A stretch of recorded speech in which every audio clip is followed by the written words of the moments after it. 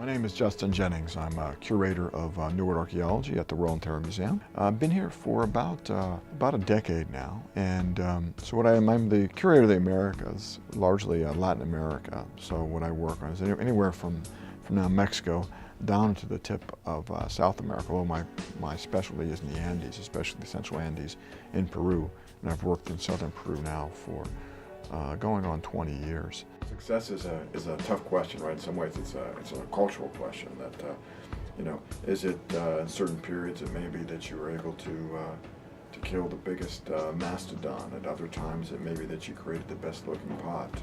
At other times, it may be that you were able to vanquish your foe. Really, that success is not so much a constant success as who you are and at what point in you are in the world, and what do people around you value. And that changes. So if you want to understand success in past societies or even modern societies that beyond your own, you have to understand context, because success is contextual. But but it's also, I guess, the universals is that determination, right? That work ethic is about coming and trying to do your best, keep on getting up. That's all those sort of truism or truism no matter where where you are and at what time period you may have been in. But oftentimes, in the past especially, who you are was very much constricted, right? Is that you couldn't really change that very easily. You couldn't really change your situation. There's always a couple exceptions, of course, that maybe people get excited about, but if you're poor, you're going to be born poor. And success, being poor, is going to be a different measure, right? That may be how well you're able to weave your clothes, how well you cultivate your corn, how many children you might have. The most successful person in some way might be, oh, well, that's the son of the king, most successful. Well, from a measure of what they've done in life, maybe they haven't done anything. Where this other person has done a lot in terms of they may have pioneered a new settlement, brought in water from 8 kilometers away, create a new motif on ceramics, whatever. All these things can measure success. So it's oftentimes difficult. We see here in this case a mix.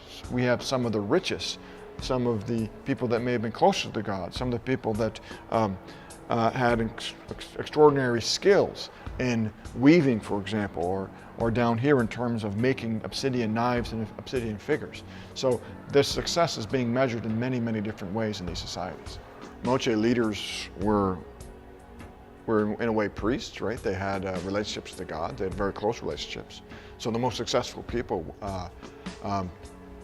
Moche people today, would be priests in this kind of atmosphere, but also other things that you may not think about. So, for example, metalworking. So oftentimes you go to Moche pyramids and they're associated with all sorts of metalwork, of people making gold and silver objects. And so they also would be people that would work very well with their hands.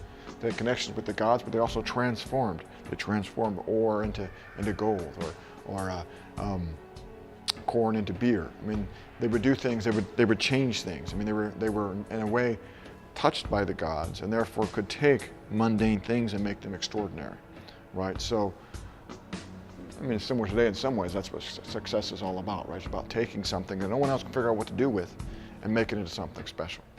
Because now it's not so much, okay, yeah, that you killed that gazelle. It's that you were born to this man who's been touched by God, therefore I am touched by God. And why am I touched by God? Because of what I wear and how I act, etc. Right? So that success oftentimes, just as today, success is and many times an attitude. As you have these boxes, those boxes are based on who people are.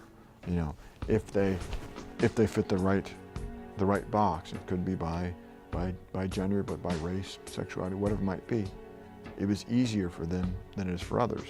It has nothing to do with their innate characteristics. It's simply the boxes that they were put in, right? And so a lot of what you see now today is people saying, hey, look, yeah, we don't like those boxes, right? We're going to change what those boxes are like. As we begin to get rid of these criterions and really try to bring up